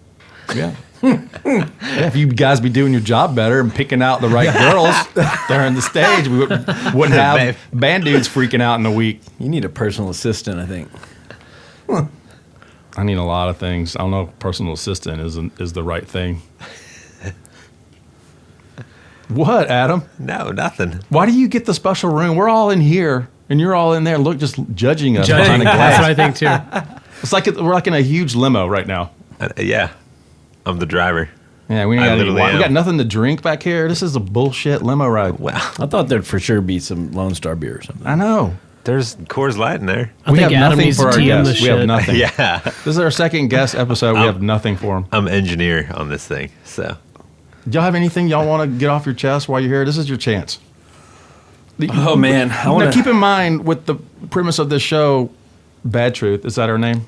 Yeah. Yeah. You know, this is like to help. Like people would listen to this. Fans might be listening to this. Young people might want to road manage. Our road managing don't have the same experience. And then, you know, if you wanted to make something better, let's close with this. 'Cause I'm tired of this one. So let's close with what if there's any advice or some mistakes that you made or you wish some things were differently in the profession that you would like this would make your job and make things run smoother. I know that's an open-ended question, but that's why I keep rambling on. Let you guys think until I stop talking. Well, I think what's definitely helped me, in my opinion, become a better tour manager is having a better attitude. I've said that probably 3 times in this podcast, but I think that eliminates so much grief and trouble and stress right at the top of the day to go in there and not being a no man, but we'll figure it out kind of person. So how do you adjust your attitude? You say, well, let's think about what's positive right now happening and not what's negative? Or? No. Say you go into a venue and they're saying, no, you can't put this here, or no, you can't put that there. They're automatically their attitude is no. It's like, shit, man, you're not giving me much to work with here. So then you come up with another solution and you bring it to them and you let them know that you need to get this done and you're willing to work with it. And they'll you know, as long as you got a good attitude about it and not slamming back at them with a bad attitude saying, no, it's going to be our way, or we're not going to play, or we're not going to do this. Just a compromise thing. I think a lot of grief can be stopped right up front with a little communication and not getting absorbed in, well, this is the way we've done it and this is the way we're always going to do it. You know. So if someone's coming in there hardcore, no, the old mom and pop mentality, but you don't rise to that demeanor, you stay calm, passive, even though inside you're like, this guy's an idiot. Yeah, and but if you just keep that, and always if you know just that keep that you've got- passive positivity, then Yeah, you and you've could got change backup. them. You've got your contract. You've got your advance notes. You know, everything that you're doing right now is not a surprise to you. It might be a surprise to that person. They don't know how things really work. Exactly, They've yeah. had all these other bands in here, but now your band's in here. Yeah. And they've never had a band at that level or that professional tier. that Yeah. they had to deal with. So now you're dealing with that. Yeah, I just don't feed into the ego attitude. Which is most people in this business. Yeah. And that's the other thing is if you're going to do this, is get ready, because most people are salty and angry, and just that's the I don't know, it's just the way this business It's is. an old school mentality, and it's still Yeah. lingering there quite a bit. And Which leads me to a part of this. How hard is it to get information from these venues? Like, what is the problem? Texas I hear it all the venues time. can be Like, pretty I hear it all the difficult. time where people, the road manager they would not call me back. They're not returning my emails. Like, I don't know what's going on. It's like, what is the deal with these Texas venues that you can't get in contact with? You can't get the info. My last tour, my experience was great. I was in contact with everybody a month in advance. I had everything I needed way before. Is it we because you're in arrived. a rock world now, playing rock Maybe venues? so. I Maybe so. can say the same thing about my last tour. Also, the difference is I was able to start a month out and have most of that information soon after I started advancing, as opposed to like some of these venues in Texas that, like you describe, or So it's a well, you know, genre. like- It's a genre specific thing. Maybe so far it feels like Or is that. it a state specific? Well, I know I've said this a lot, and people might get mad with me, but Texas has some of the worst run venues and shady promoters in any other state.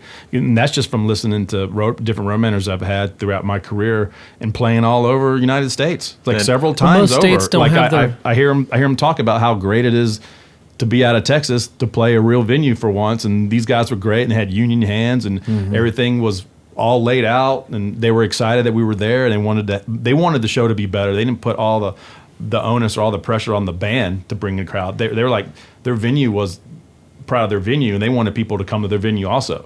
Hell yeah. That's how it was should both be. sides. Well, yeah. And I feel like a lot of the stuff that we did in Texas, and just listening to like guys like you bitch about these local promoters or the bar owners, and like, why is it this way? Why can't we get any information? That's No. I'm stuck right now with my little Saints analog band. We're small, but we're doing now like a lot of New Mexico and Colorado. That's become our thing, and it's like every run as I'm leaving out, every other state and every other city, but like that's all advanced and it's great, and we're a month out and there's posters and I know that, and what ads are going out, and I've approved radio ads and stuff, but the Texas ones, every Texas one, I can't get even when load-in is the day of the show or the day before the show, and I'm like, come on, guys.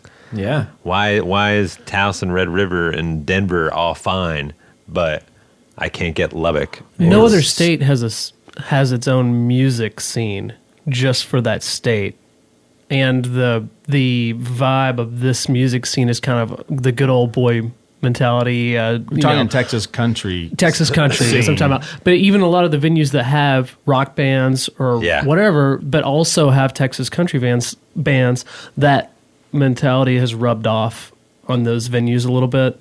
So, it'll happen when it'll happen. You play around 9 or 10. It's like, no, I need a specific time. Yeah. No. Yeah. The pushback, right?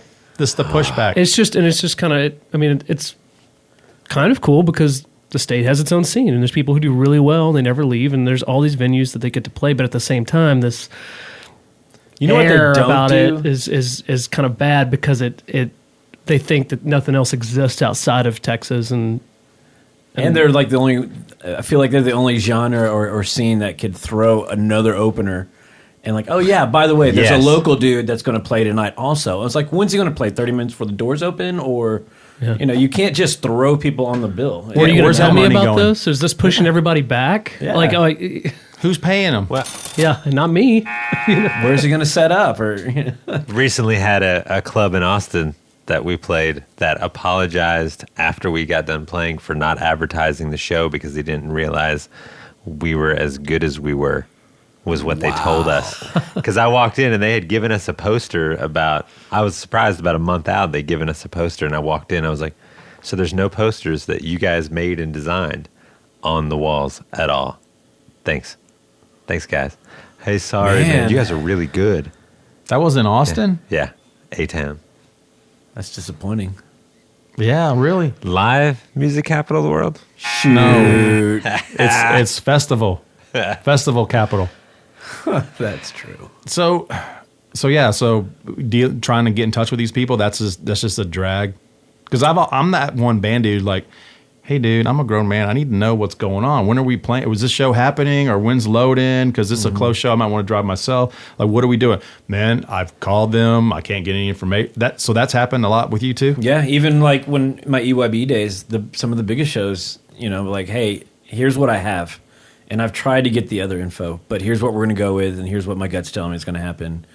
And then usually, like, it goes pretty good, and you kind of get the gist of it after doing it so long. But, like, it doesn't help the fact that, when somebody asks, hey, where is catering or when is catering, as a tour manager saying, I don't know, is not a very good answer. It makes you look bad. It makes you look like you didn't do your job. Not for lack of trying. Yeah, the boss man's wanting to know what's going on. If info's not there, it's because I cannot get it. And as crazy as that sounds, I could not get it. You can have emails showing that you're asking for it, but your bosses don't want to see that shit. They just want to know where, the shitter is or the sandwiches. So you guys would agree that it happens more here in that Texas country scene, trying to get information versus the rock world in Texas and also in other states, even the country places in out of state. You get information a little bit better. I would say that, yes. Unless it's a college promoter, then you get no information, and all the information you get is wrong. But the check is usually so good, it's like, yeah, we'll deal with this shit. Yeah, the college promoter's got to be the worst person to get information from. College. Yeah. I did a college in Canada once, and that was tough. In Canada? Yeah. Oh, we got to speak the language, dude. Yeah, it's English. Oh, okay. So what's now the one last thing I'll ask you guys is, coming from the other standpoint, as you know, I do production on some festivals. What's the deal with the tour managers that on my side, I'm trying to advance the show 3 months out, and you won't get a call back until maybe the day before the show? You'll get an email, which then it's like, oh, well, we've got 5 extra people that need to be on the list for this, and we've got this person's wife coming in, all that sort of stuff. Like, why? What's the deal with tour managers that are that way, that don't actually, like, there's part of me that wants to be like, hey, your tour manager didn't do anything for your show? I think it trickles down. So they're probably working with an artist or a band that doesn't care about a lot of details. So they've found out they can get away with that. And if the artist doesn't care, then why do they have to do the work? So and if they're kind of a higher up or higher level band, they're like, well, I can get away with saying I need 5 more people on the guest list this day, even if it pisses you off. Because I hate that mentality. It's it's on both ends. Like, I won't screw over a promoter rep, and I especially don't want to be screwed over either. But it's I've stage managed a few festivals with national country acts, and there's a few that are way up there that I've been shocked that they pull that shit. I've heard stories like that too. Mm-hmm. Like, well, they just called me yesterday. It's like, are you kidding me? If I was to be, if you were to reach out to me like 3 months in advance, usually further out than I advance, I would at least give you what I have and what I know. Like, it's a fly date, or we're traveling in this, and there's 10 of us, and I would let you know for sure what I know.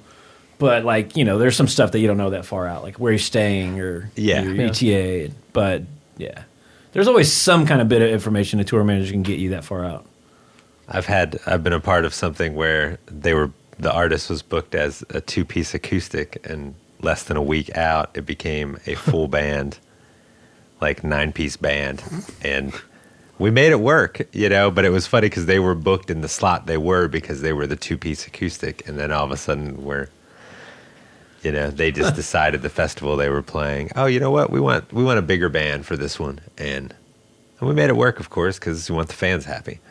Was it an act that had clout, like they had pull to make that decision, and you're just enough of that it was just like, sucks. Okay, we'll do it, we'll do it, and it was a fantastic show, and I'm glad we made it work. But it was like, man, if you'd even said that 2 months out when you were booked, or 3 months out when you were booked, those decisions are hard to make, like on the fly like that, because like if it's for the better of the show, of course you want to do it. Yeah, and you do it. But shit, man, you're stretching us thin, and it's last minute, and somebody in that camp should be offering to help out, or like, hey, I know this sucks. We're going to do it, but I'm going to help you with it. Yeah. Or I'm going to, how can I make this up on another level, or whatever. Yeah.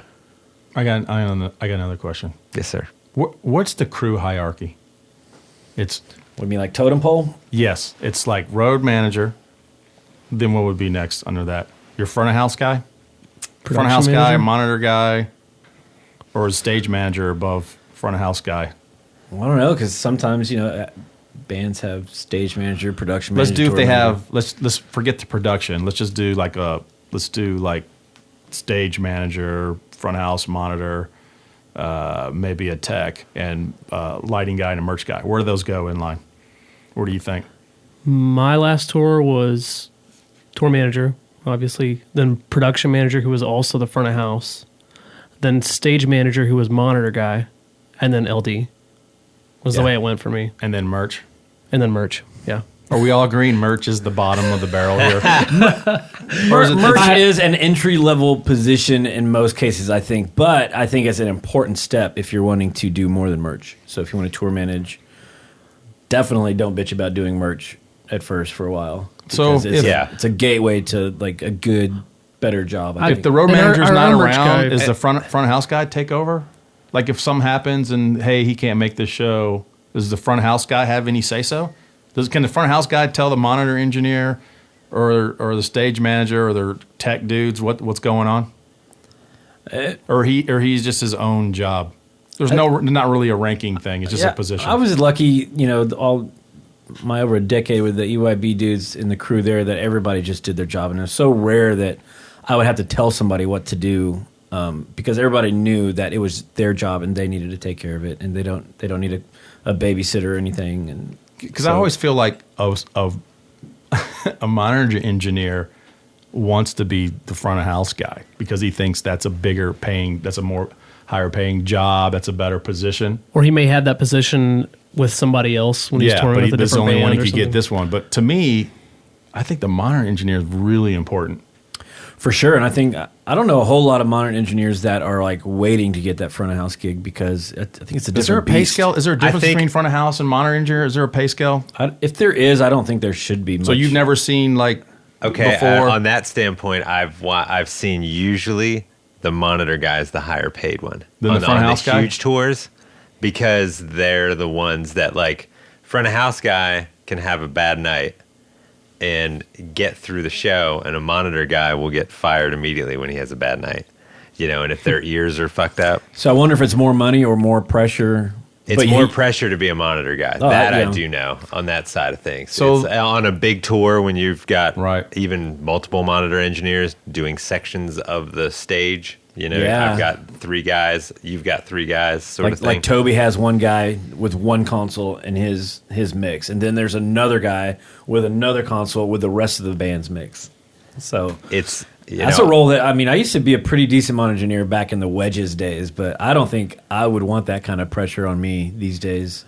Well, the artists in the band's hearing your mix; they're not hearing the front of house. Well, mix. that's it. Yeah, they exactly. may hear about it later, but they can't really, know what was going on. That's can't someone's say opinion. that it sounded like shit at front of house tonight because they don't really. You'll know if people on your social media start saying the sound was bad, and you'll know when your front of house guy is not doing well because people talk about it. So the lighting guy is one step above monitors. Is that where we're agreeing, or am I just saying that right now? Well, lighting guys, I think if you get to the level where you can get an LD, that's a very important part of the show too, because obviously you're going to invest money in the design of your stage. So.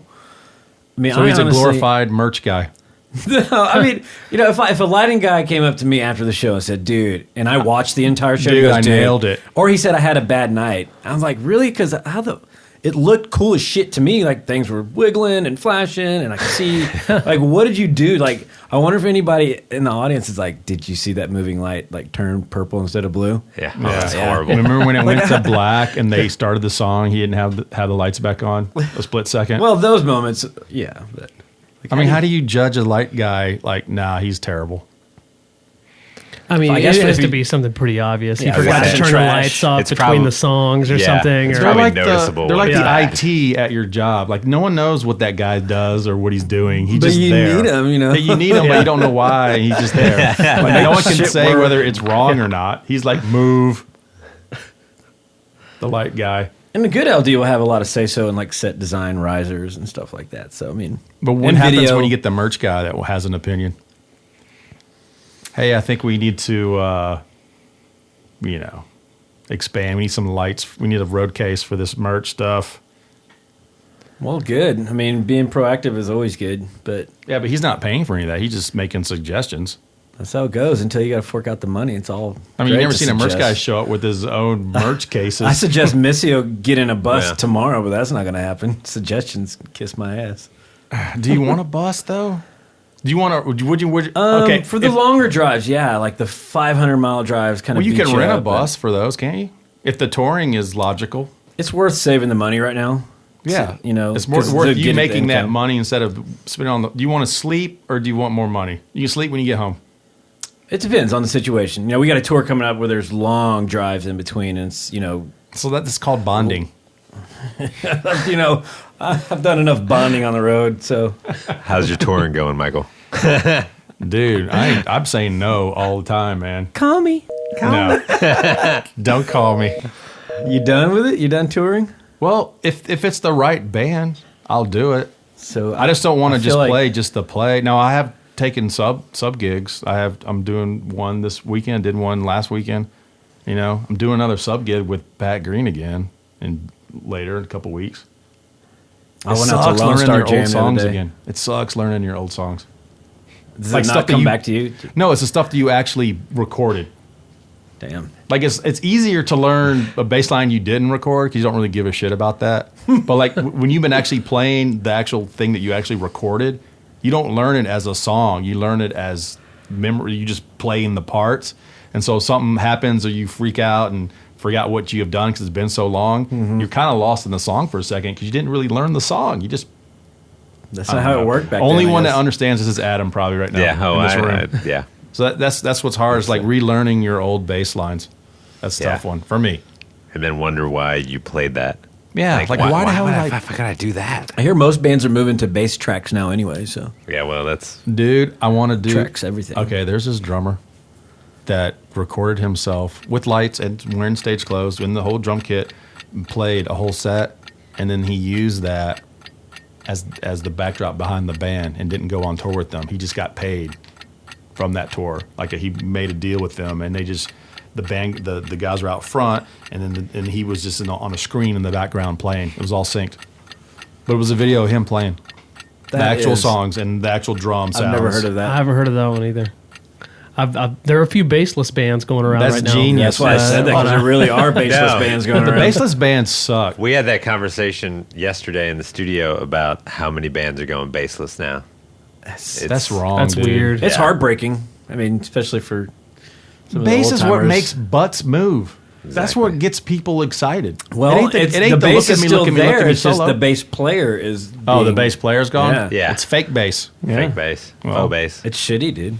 It's probably fake artists and fake songs. That's why I put myself in the middle. I don't even sing, and I'm in the middle of the stage. Bam. Why are you in the middle of the stage not Because singing? bass matters. It's fucking because it's my band. Bass lives matter. Bass tracks matter? What are we? We'll work on it. Yeah, we'll get this. But you know Bass what? players, Will man. never be replaced by tracks or computer as tour manager. I bet you can.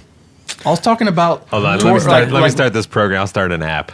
Oh shit! What about road managing from home? Like not even like if you're consulting a band, like a band needs a road manager, but they don't want to pay for another guy out there. They just need him to do the stuff, the day to As soon day as they stuff. put chips in our brains and we can communicate that way, I will sit at home and give guidance from my couch. You could to still the be band. road managing EYB. Can road manage everybody, just multitask, Yeah, you could do a whole bunch of bands while you're with the actual band that you're with on the side. or just at home. I don't know. Well, who's gonna do merch and lighting Put and ice- set up the put stage? ice in the and cooler. do Yeah. guitars. Yeah. Who's going to show them where the shitter is? And oh man, tour managers. What's the weirdest thing? This podcast has gone on, dude, like forever. Hope you guys okay. have some mad skills at editing. I'm not no. editing. We were just gonna leave it and just bore people to death. Call it the sleeper session. Tour managing Tour is managing. boring. No. What's the weirdest request you've gotten from an artist that you had to do and you felt real dirty about doing it? Like washing Can they clothes. Like, say hey that? man, can you get my clothes washed? Because I would be like, dude. They're stuck somewhere where there's no bathroom, or they're about to go on stage in 5 minutes and they need to piss somewhere, so you have to go get a Trash can? or a plastic bottle or something like that. I've definitely brought trash cans to Yeah. some of the guys on stage for it. And they learned that idea because one of the guys from Rascal Flatts on that tour there's a certain moment in every song he would walk stage left and just take a leak in the trash can and then go back to work. And You know what's weird about that? If that dude was in an actual band, he'd be able to get through that whole show without doing that. Maybe Because he knows he can do it. He's de-evolved is what happened because I've been in bands where I've had to take piss before. But you get through the show, dude.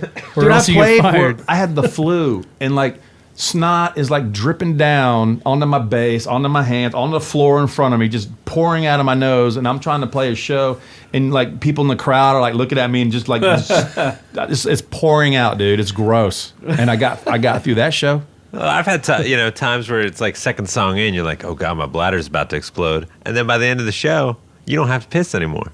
Yeah, unless you let it stay in your head like that, and it's all you're thinking about. I'm just saying that's not cool. I've never had like show. strange requests. I don't think where like I'm not going to fucking do that. Don't ask me to do that. I don't think I've ever been put in that position. I think the weirdest thing would be is don't tell my wife. That would be like you don't ever want to be in that position. The don't tell my wife thing. Yeah. Yeah. Or you didn't that see would this. Suck, man. Yeah. Or like bringing that. Like if you know a dude's married and you're what's the word y'all do when y'all try to do itineraries, or are you trying to advance the girlfriend to the show? You know, I don't think get I in would the be runner part of and that, you're going man. like, I don't think that's his cousin. I don't think I'd make myself part of that. I'd remove myself from that situation. Yeah. And I'm not a personal assistant. You handle your own shit. But Yeah, don't drag me into this. Yeah. I don't want a deposition. yeah, I can get a job elsewhere. Fuck, I'm Yeah, not gonna no one wants to be. Sorry, I wasn't accusing you guys. I was just saying like, No. that's something that's happened. I haven't been in the band that's happened, but I've heard about it. So Yeah, there's some things. I mean, there's some shit on the road that I wouldn't deal with. Like, I don't think I would handle like heavy drug use or any shit like that. You know, if it's it's a yeah, they're asking you environment. to, hey, dude, here's some money. Can you get some money out of the float? Can you go meet this dude around the corner in the lobby? I would never do it. They'd have to let me go before I did some bullshit like that. Yeah. Yeah. Nothing crazy on my end. No. Y'all want to end this now? Everyone want to go home? I think it ended like 30 minutes ago. It did. Don't worry about it. All right. Cool. Well, Philip, Ryan, Adam. Thank you, gentlemen. You know what, guys? Make sure you go check out these guys' bands. Yeah, Missio. Where are they on tour next? When you guys leaving? A couple weeks, about a week, we're going to head out and do some West Coast festivals and then home for a day. And then we drive out to Charlotte and do a cluster of shows over there, a small, about 3-week tour with a support act opening for us. We got our first headline tour. That's cool. Anywhere in Texas? Not on this one. Wait, West Coast didn't mean Amarillo, Lubbock, El Paso? No, Wait, hold on. California, a few dates over there. And then we're doing Lollapalooza. We're doing the Ohano Festival, Eddie Vedder's Festival. We're doing some pretty good stuff, man. Cool. Ryan, what do you got going? We just wrapped up a big tour, so Okay, nothing Adam, what do until- you got? No, go ahead. nothing more. A couple one-offs in the summer, throughout the summer, and then the next tour starts in September, and it's everywhere. That's all I've been told. I don't know much about it. I hope you guys get to go to Europe or We're leave the doing country Europe and Japan not from come what I've been back. told. Ooh, So, Japan. yeah, that'll be a first. Japan will be a first for me. Can I go? Y'all need an opening band? Yeah, man. For You sure. can engineer, dude. I've done Japan, but it was on a military base, so it was super not Japanese. Yeah. Like the Like, language it's right over barrier there, wasn't but I there. can't go there. Dude, I would starve there. The only seafood I like is hush puppies. Yeah, you're kind of like me. screwed. We actually were, and we did a little touristy stuff, and like some of the food there, I accidentally, the shit. Yeah, that if you I don't ate like there. fish, you're screwed, right? Yeah, dude. I mean, how much rice can you eat? There was whale can eat bacon rice in one every of the day. dishes that was brought out to me. There's what? Whale bacon. That sounds That sounds interesting. amazing. Yeah, They put some I don't care what secret it says. sauce on top of that. I don't know. It was rough. This guy's mad at me because It was nice to get on base though, because there was like a Taco Bell and a KFC and a Burger King, like just right there. Our lighting guy went to all three of them. As He long as doesn't eat anything foreign, man. Michael's got as long as there's a Chipotle, he's fine. Yeah, I don't I know that. I toured with them for a little while. I think like the one in Japan would have like a lot of seafood. Probably, dude. I mean, hush puppies. I draw the line at hush puppies. That's the only. That's as seafood as you get. that I eat. It's not even And- seafood. and I don't like the Red hush- Lobster cheddar biscuits. I don't like the hush puppies with onions in there either. It's got to be the traditional school of hush puppies. I can eat schools of Are them. they circle shaped? Or are they like the long? No, they're cylinder? they're the circle. Yeah. Yeah. Okay. You've seen them. Yeah. National Oh, dude, Geographic. if you go eat at Catfish Parlor, they have like these elongated hush puppies. Oh, that's what he was talking about. Hey, for free, too, though. For free. Hey, dude, I worked at Cherry Creek Catfish for 5 years. So, No shit. Yeah, What are we that doing was right now? our, that was our Cherry- competition. Cherry just Creek, hanging out That now. was that on Manchac? Manchac and one of those streets. Stastny or Yes, Slaughter. This episode has That's gone to Yeah. shit. Everybody's hearing what we're really like. Just talking about. So where are you Talking going food. for? Hey, Yeah. food's important, dude. I'm On the road. I'm a foodie, so I get excited about traveling. Yeah, I hate the bands. That's the that first wanna thing I go think to of. What Walmart city in are the we morning. playing in? Cool. Here's It's where just I'm gonna sometimes you go don't have time to go get real food, and you have to make do with, Michael hopefully that's gets something. tour anxiety because of food. I do, man. Get him to the Chipotle Starbucks combo, and he's good. Yeah. Just That's get all. me away from the venue for like an hour, Yeah. and I'm Yeah. good. Don't if you're stuck at the venue, especially when you're doing the sheds and the coliseums and stuff. When you're there all day, it's hell, dude. It's like Groundhog Day. Yeah. It sucks, man. Here I am talking about how it sucks doing real tours and football fields and coliseums. Disclaimer, but this griping is definitely first world, dude. But dude, it sucks, dude. After a while, I mean, you get over it. You know, you look up and say, "Oh, cool, Wayne Gretzky and all the Edmonton Oiler Stanley Cup thing. That's cool." And then after that, you're like, "Dude, Yeah, I like the gotta arenas where the ice arenas where it's Yeah. cold and dark. can I get out of here? Can I see what the city looks like? Get me out of here. We don't have hotels. You got to shower in the gym shower, and those dudes are like 10 foot tall, and the shower head's way up. And we have a runner, but you can't use the runner. No. The run, dude. That boss man's playing golf, right? Yep. Don't know when he'll be back. Runner's gonna stay. All right. Well, we're on Adam. Where are we at? You can find us on all the social medias on Bad Truth Podcast, Instagram, Twitter, Facebook, MySpace, Friendster, SoundCloud. what else? Sometimes. SoundCloud sometimes. Did you say YouTube? YouTube. Hey, we're on Stitcher now. We're on Stitcher. I don't even know what it is, but it sounds cool. Apparently, Chevrolet many cars, Chevy cars come with Stitcher now, and so Really? I was somewhere and somebody was like, "Well, I can't find it on Stitcher." I was like, "What is that?" And they're like, "Well, my car came with it, and that's how I listen to all my podcasts." Yeah, we're on So- Stitcher, and I'm making more of these hats. More hats coming out, maybe Popular demand, dude. other stuff. I was thinking like cardigans Dude, cardigans with That'd be patches. funny as with shit. patches. And Cardigans with maybe a blazer. patches. Oh, we're all about it. Yeah, we should start dressing up for Like this those damn private thing. school kind of I vests. think with so. the- Oh yeah. Yeah, The breast patch. Yeah. it's so cold in here. Oh yeah, we need we'll have like blazers and cardigans and maybe some robes. I'm gonna make you a big Bad Truth blanket Yeah, just for in here. I want to go home. I'm hungry. Plush. And all right, guys. Ryan, Philip, Adam. Michael. Ryan, Philip, Doctor. Let's get out of here. Thanks a lot, guys. Thank you. Yeah. Thanks.